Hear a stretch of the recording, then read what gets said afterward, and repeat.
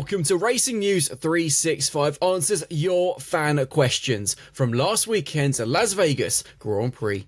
From Racing News 365, my name is Nick Golding, and I'm delighted to be joined solely by 2023 Young Journalist of the Year, Sam Absolutely Coop. Lead editor Ian Parks is currently somewhere travelling, obviously from Las Vegas to Qatar for this weekend's Qatar Grand Prix, a very busy period for Formula One. And Sam, there's now obviously so much to look forward to in Qatar because of the double McLaren disqualification in Sin City.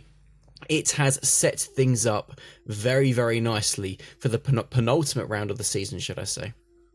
It is beautifully poised. Obviously, there's a variety of different permutations, points-wise, across the top three. You know, obviously, Lando has that 24-point buffer, but it's not inconceivable that that is far smaller coming into the finale in Abu Dhabi. So the Qatar Grand Prix, with one practice session, a sprint weekend, an extra 8 points on offer, is hugely critical. And those 8 points in that sprint could end up being decisive when it comes down to the checker flag in Abu Dhabi. So yeah, there's a lot that is riding on Qatar, and it's going to be a really, really interesting weekend because McLaren have to find a way of just ridding everything that happened in Vegas and just getting on with it and getting to the line because, yeah, there's a title to be won, and Max Verstappen is not going to relinquish that without a fight.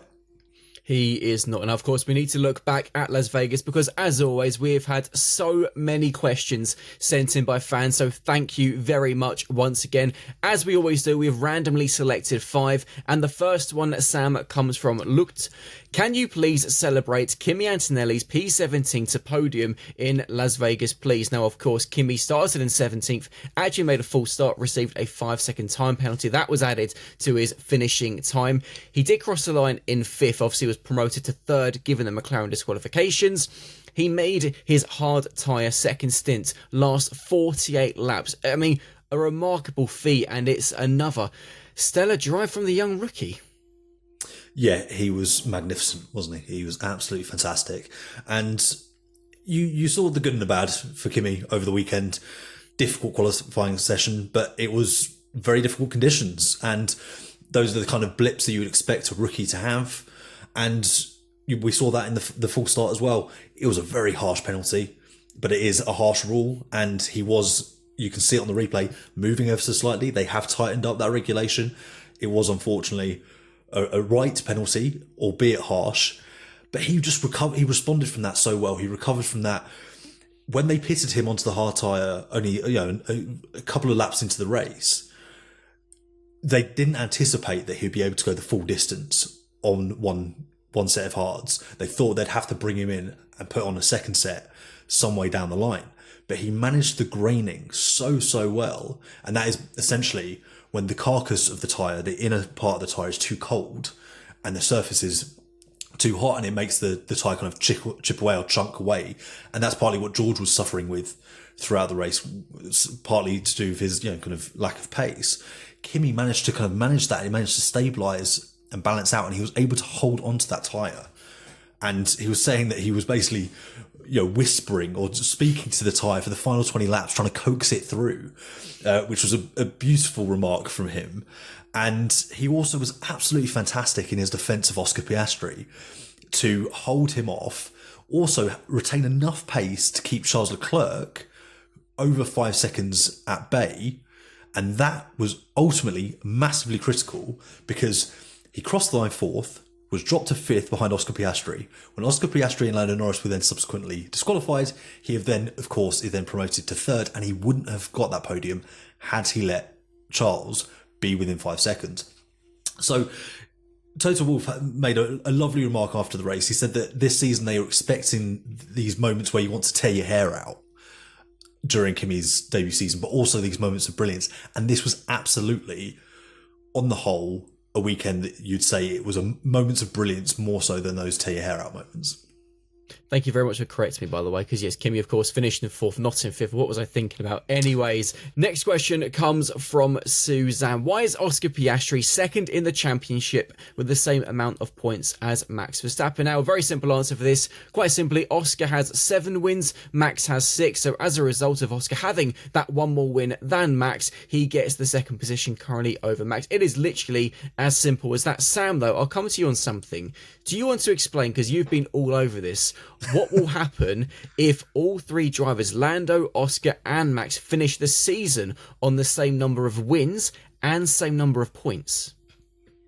So this is really critical because Lando, like Oscar, also has 7 wins. We've got 2 rounds left. Max has 6. So Max, if he say wins in Qatar, they all go in equal on wins, and it basically will come down to the points, essentially. Or if one of them wins, it'll come down to the points. But what's critical here is how the championship is decided on a tiebreaker scenario. So that's if 2 drivers or more have equal points, they then look at who has the most race wins. And obviously, as we've mentioned, they're all very close. And it's not inconceivable that 2 of them end up with the same number of race wins. If that happens, you then go down second place finishes, third place finishes, and so forth until you find a difference. Don't have to go down very far to find a difference this year. We will only go as far as second place Grand Prix finishes, and that is where Lando has a critical and already defined advantage because he has 8 second place finishes. Max only has 5. Oscar only has 3. So therefore, neither Oscar nor Max can end up with more second place finishes than Lando by the end of the season.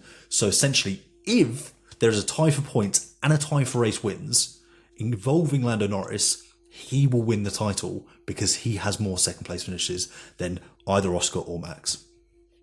A bonus question for this week's fan questions video. Right, yes. Next question comes from Thomas. Why do drivers get disqualified if their plank is under 9mm? And it's an interesting one because this season, obviously in Las Vegas, we saw both Lando Norris and Oscar Piastri disqualified earlier in the year. We have seen Lewis Hamilton disqualified for his plank wear. We've seen Pierre Gasly, it happened to him, Nico Hulkenberg as well. So Sam, why do drivers get disqualified if their plank wear is below 9mm? So essentially, the root of this regulation, the reason why this is in place, goes all the way back to 1994. And the plank that was added to the bottom of F1 cars that year was a consequence of the raft of changes, that safety measures that came in following the death of Ayrton Senna. And it was essentially to prevent teams running the cars too low to the ground in a dangerous manner.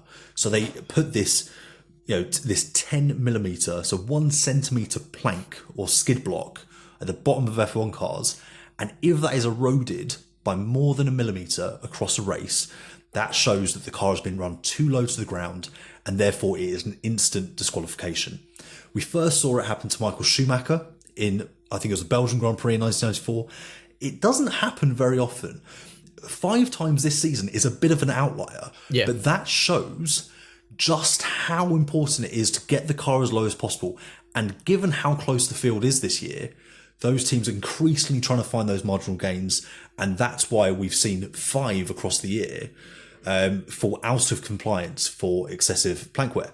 So that is essentially the root of the regulation, why it's in place, and also kind of what it then subsequently means for teams. So it is just 1mm. And specifically when we look at Lando and Oscar's case, Lando was the closest to passing, let's say, scrutineering and being in conformity of the regulation. And he was 8.88mm, his plank. So that was 0.12mm outside conformity. That is the tiny margins we're talking about. But that does ultimately have a bearing on car performance and ultimately safety. And it is, of course, very much a slam dunk regulation. If your plank is below 9mm at any of the 4 points on the car, it's a disqualification. As simple as that. Next question comes from Brian. Do you think Norris will drive more carefully in Qatar? He has everything to lose. Interesting. It's a very interesting question. It's a very good question because you're looking at the psychology that comes into it. How do you mentally prepare for the two final legs of a triple header when you've got a 24-point advantage, and you can win the title with a couple of second place finishes. Realistically, like that is within Lando's gift, and you look at that and go, how do you then balance that? In short, no, I don't think he'll encounter. He won't tackle things any differently, because when you do, you're inviting all kinds of freaky occurrences, misfortune, because you're not doing what you always do. You're addressing the situation differently to how you are programmed to do so. And for an F1 driver, it is full tilt. You don't try and kind of measure the probabilities and try and count how many points you need when you're in the cockpit of the car. You're just trying to do as best you can. What you might see is at points him not be as aggressive in wheel-to-wheel racing, or to let a position by, because it's not as critical as it is for him compared to, say, if it's Max or Oscar that he's racing against, because he has the advantage already in the standings. But that's the only real scenario you'll see any difference from how Lando attacks these next couple of races. And he said himself that he's going to challenge them exactly the same way he always does, because, it's the only way that they know how, and you are inviting, as I said, that misfortune if you try and address it differently.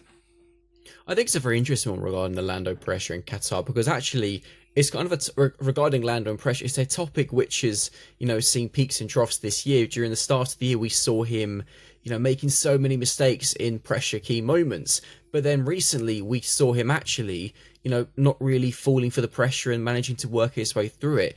In Las Vegas, let's not forget, at the opening corner, he was defending from Max Verstappen, missed his braking point, went wide off the circuit. Max went through and took the lead. That was ultimately, regardless of the McLaren DSQ, Max made the overtake for the win on track as a result of a Lando mistake. Will Lando now go into Qatar knowing that for the first time in his career, it's the first ever Grand Prix he's going to be entering where he can win a Formula One World Drivers title? I can't imagine what that must feel like to know that, on your flight to Qatar, that the next time you get on a plane when you leave, you could be leaving as a Formula One world champion. What does that feel like? Max knows what that feels like. Oscar doesn't, so I think there's also pressure on him. But for Lando, knowing that he can get it done with a race to spare as well, which I think would be massive for him to then have Abu Dhabi just to enjoy, see what happens, rather than having that pressure of failing to claim the title at the first hurdle this weekend and having that feeling, that pressure going on into the last race of the season, knowing that no mistake can be made. Fascinating stuff to keep an eye out for. And it brings us on very, very nicely to the final question from Mali. What do you think? Who will become world champion and where? Sam, you can have a second. I'm going to say Max Verstappen, a 5-time world champion in Abu Dhabi. What about you? I think it will go to Abu Dhabi. I don't think Max will ultimately have enough in his, I was going to say locker, but that's not correct. He always has enough in his locker. He doesn't have enough points. He doesn't have enough points in his bag at this stage of the year to overhaul Lando. I think he will perform well enough to take it to Abu Dhabi. Will Oscar still be in the equation? Potentially not. It could just be a two-way Max versus Lando fight in Abu Dhabi. But I just think it's just too much for him to overcome in Abu Dhabi. A little bit like, kind of Lewis and Nico in 2016. Just too much to do in one round. He would need Lando to have a reliability issue or an error or something like that. And I just don't think it will happen. I think Lando has proven how strong he can be at Abu Dhabi. As we saw last year, it was one of his strongest drives of the year and really set him up well for this season. He was the favourite going in. So I think that it will ultimately be Lando who does prevail. Only time will tell. And of course, to those watching this fan questions video, let us know your thoughts in the comments below on any of the questions we have answered and who you think will become the world champion for 2025 and where. Please do as well be sure to smash the like button, subscribe to the channel, and be sure to join us for this weekend's Qatar Grand Prix. See you later. Thanks for joining us as always.